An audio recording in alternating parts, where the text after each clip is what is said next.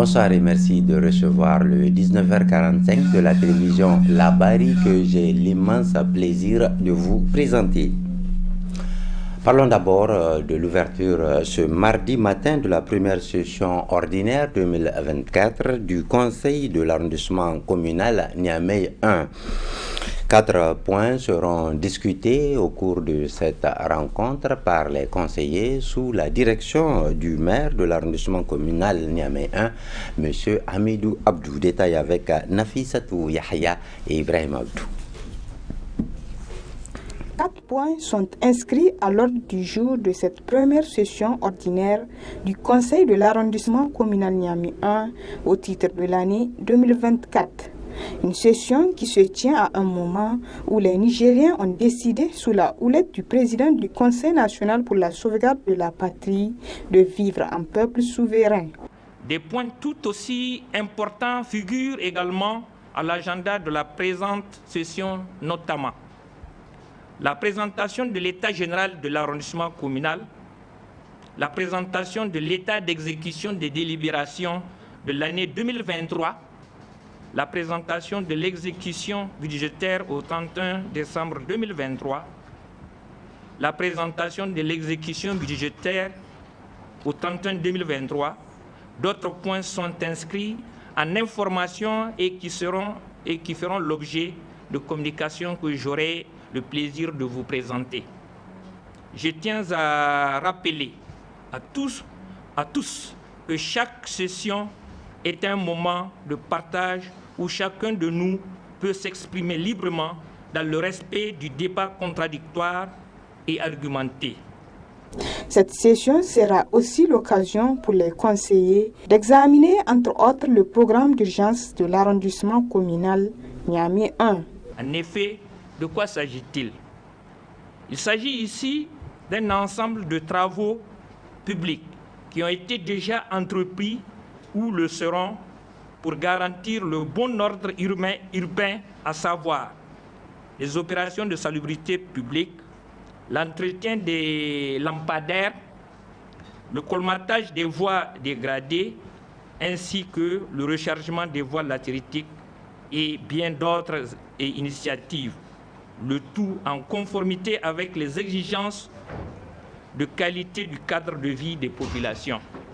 À travers ce programme de grande envergure, les autorités de la ville de Niamey entendent apporter des réponses concrètes et locales aux légitimes attentes des contribuables. Motif d'espoir pour les habitants de l'arrondissement communal Niamey 1, les travaux de cette session vont durer 4 jours. Nous sommes à quelques jours du mois béni de Ramadan, une période au cours de laquelle les jus, qu'ils soient naturels ou industriels, sont fortement consommés. La bonne nouvelle est que l'on constate une disponibilité importante des ingrédients permettant de faire le jus naturel. Une aubaine pour les familles et surtout pour les jeûneurs. Leilatou Garba et Nasser Sedou. À quelques jours du mois béni de Ramadan, à Niamey, les étals des revendeurs sont remplis des ingrédients de jus naturel, comme le citron, le gingembre, la menthe. Selon les revendeurs, ces produits proviennent du Nigeria, sauf la menthe qui est produite au Niger. Mais en ce moment, le prix de ces ingrédients sont très chers sur le marché. wallahi lemo gchada zamto lem sa ko songon kuna saki zikaina asikal zambar hakud zangatachi. Le citron provient du Nigeria. On achète le sac à 42 000 environ. C'est vraiment très cher. Si on le revend, parfois on n'y trouve rien. Le gingembre aussi provient du Nigeria. Le sac coûte 39 000 francs CFA. Si on fait le tri et on pèse, ça ne dépasse pas 25 kg. C'est la menthe seulement qui est produite au Niger. On l'achète à 250 francs CFA. C'est la menthe seulement qui est produite au Niger et qui coûte moins cher. On l'achète à 250 francs CFA pour la revendre entre 300, 400 et 500 francs CFA.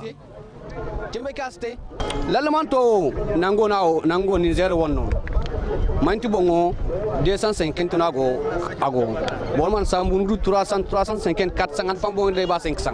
Cependant, on déplore la rareté des clients. Le marché, ces derniers temps, vraiment, il faut de la patience. Il est à retenir que ces ingrédients sont très essentiels dans la préparation de jus naturels. Ces jus, beaucoup conseillés et d'un grand apport à l'organisme comparé au jus artificiel. Redécouvrons pour une seconde fois ce grand reportage réalisé sur la réparation des voitures des automobilistes nigériens au Nigeria voisin, précisément dans l'état de Sokoto. Précisons que c'est un reportage qui a été réalisé avant la levée des sanctions de la CEDEAO contre le Niger. Nous sommes à Sokoto, République fédérale du Nigeria. Voici le garage Bouzaï, ou les Touaregs en français. Dans cet énorme espace qui a vu le jour en 1988, l'on pratique toutes sortes de réparations sur les voitures. Shamsuddin Bello, 36 ans, est mécanicien depuis l'âge de 17 ans. Il est l'un des rares qui est spécialisé dans la réparation des systèmes de direction, mais est également compétent pour les pannes de moteur, d'électricité ou encore de suspension.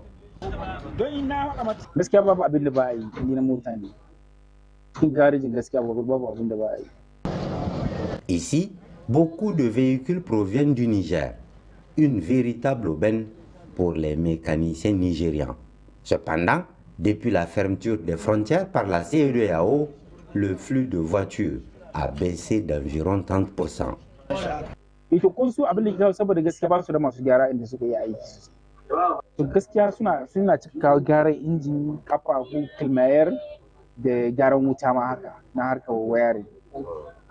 da fenti su yan Nijar lalle suna kamuna alheri su ma kwarai da gaske da haka muka son su kwarai da gaske ga wurin mu ko da yaushe a ce suna shigowa suna kamuna aiki akalla idan suka kawo aiki sama ga mutum 10 kala za su ci abinci akan mota guda kuma. Un seul problème avec les Nigériens lorsqu'ils arrivent, ils sont toujours pressés. Gaskiya ba mu samu matsala guda ne muke samu, sometimes su suna son aiki sauri a yi sauri. To kaga wanda bai ce a yi mishi aiki mai kyau to ba sauri yake yi ba. Za su zo wani da kama kira yana da uzuri a yi sauri a kare musu aiki Allah. To kuma kaga shi aiki na gaugawa bai. Normal, puisque les frais de séjour dans l'hôtel et la restauration, mais aussi la famille et les activités laissées au pays, expliquent cette impatience déplorée. Mais les clients nigériens, eux, ne se plaignent pas. Loin s'en faut. Before I got a motor for Zapanine, Mahansi, Piesu Hinne, what to Piesu Hinne, the young according to the Gasa, Kelkin. Neo can I come what to Hansi? I'm batting Sumen Kawodu Sara. Neo I Kataibo Zaina, I've been a week Cataneo. Kataneo, Akula, among Mr. Vincent Milky Danara. Safer. What to eat? I think I don't know new Guma. Neo Gine is Chada Iguan Hasion, when ici Fundi by the Hayara. Adamou Haruna, 44 ans, amène ici des voitures en réparation pour des tiers depuis plusieurs années déjà. Il y a 7 mois, il a décidé de s'installer à Sokoto et a même épousé une Nigériane.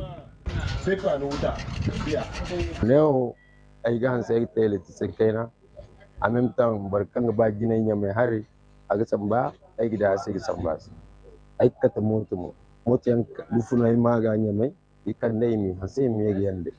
Certaines voitures arrivent ici en plus ou moins bon état. En revanche, d'autres, comme cette Mitsubishi, sont remorquées jusqu'à ce vaste hôpital automobile. Le patient du jour est plutôt mal en point. Il lui faut une thérapie de choc. Peinture délavée, pare-brise brisé, pare-choc fissuré, carrosserie cabossée, clignotant cassé, moteur arrêté, phare vétuste, amortisseurs qui n'amortissent pas. Dans l'habitacle, siège déchiré, tableau de bord en lambeaux, radio hors usage, bref, tout ou presque est à refaire. Après constatation de tous les maux dont souffre le patient, les kinésithérapeutes entrent en jeu. Au lieu de masser comme pour les humains, ici on cogne, mais avec délicatesse. Les orthopédistes s'affairent autour des pieds pour les remettre en état. Les esthéticiens arrivent, arrachent les pare-chocs, puis procèdent aux chirurgies nécessaires pour reconstituer les visages défaits.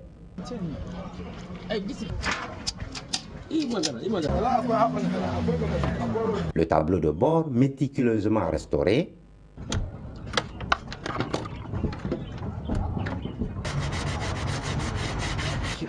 Les internistes ne sont pas en reste. Les sièges avant et arrière sont enlevés pour être soignés. Puis, c'est au tour des chirurgiens d'entrer en action. Le moteur est soigneusement détaché avant d'être extrait du capot. Puis, remplacé par un nouveau moteur. Les ophtalmologues sont aussi de la partie. À l'aide d'un câble d'embrayage, au bout d'une trentaine de minutes, le pare-brise est délicatement détaché. Un nouveau est amené. Il est plus grand que l'ancien, mais ce n'est pas un problème. La vitre est soigneusement taillée sur la mesure de la voiture. Après tout ce processus, le patient est confié au dermatologue. Là, le travail consiste à traiter les éruptions cutanées et autres plaies cicatrisées en ponçant et en lavant.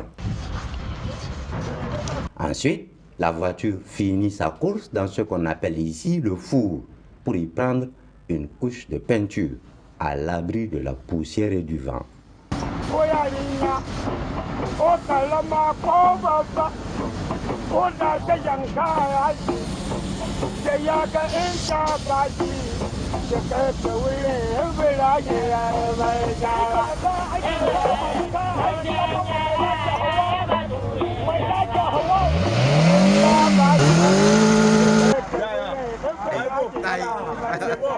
Et voici maintenant le résultat final.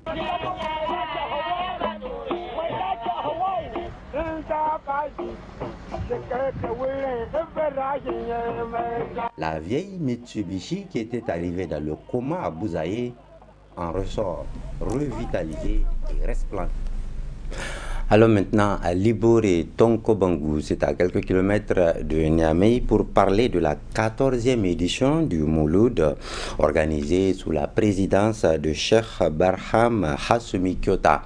Ils étaient nombreux, les fidèles musulmans, à suivre les prières et zikr au cours de cette nuit, résumée ici par Hassan Saleh Mustafa et Halidou Prema.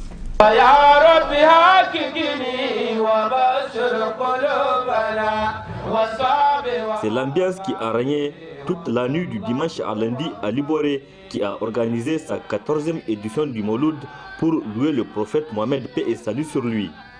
Des prêches et des zikrs étaient au menu.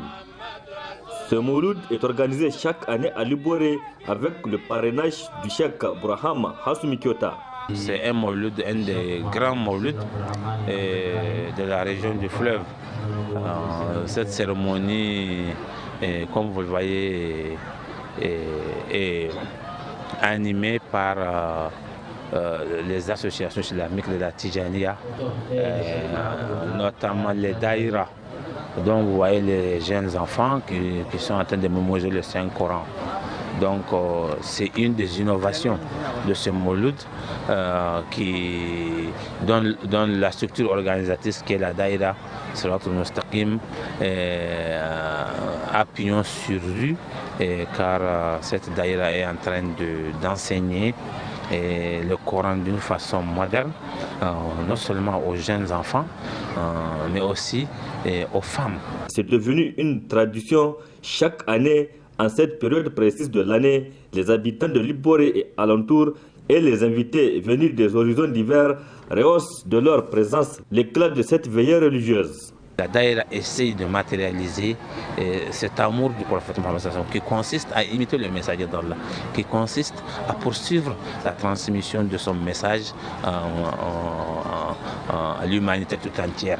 Donc quand on sait qu'au Niger, en tout cas dans beaucoup de régions, les écoles coraniques traditionnelles sont en souffrance, ces belles initiatives viennent à point nommé pour montrer que le Mawlud, ce n'est pas seulement des chants, mais c'est aussi des actions concrètes de développement, de progrès, qui sont inspirées directement de la méthodologie du prophète Mohammed sallallahu alayhi wa sallam, de son enseignement. C'est ça la daïra, c'est ça la particularité de ce Mawlud, qui est vraiment un Mawlud particulier.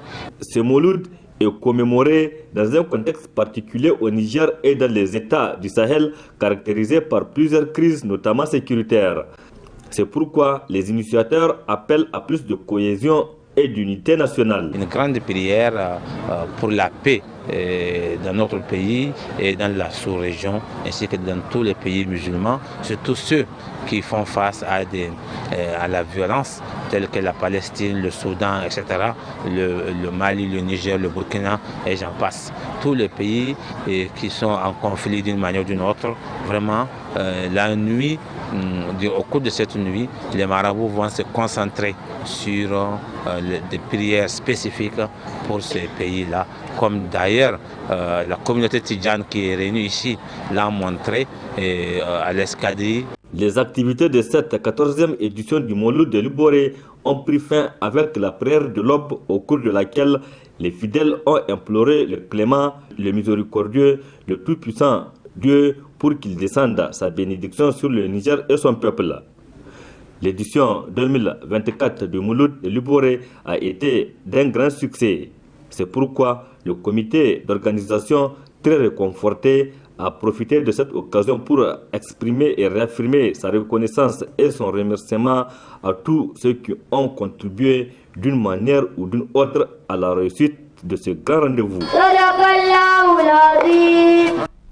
C'est la fin de ce journal, mais le programme se poursuit sur la télévision La Bari, la passion de vous servir. À très bientôt, Inch'Allah.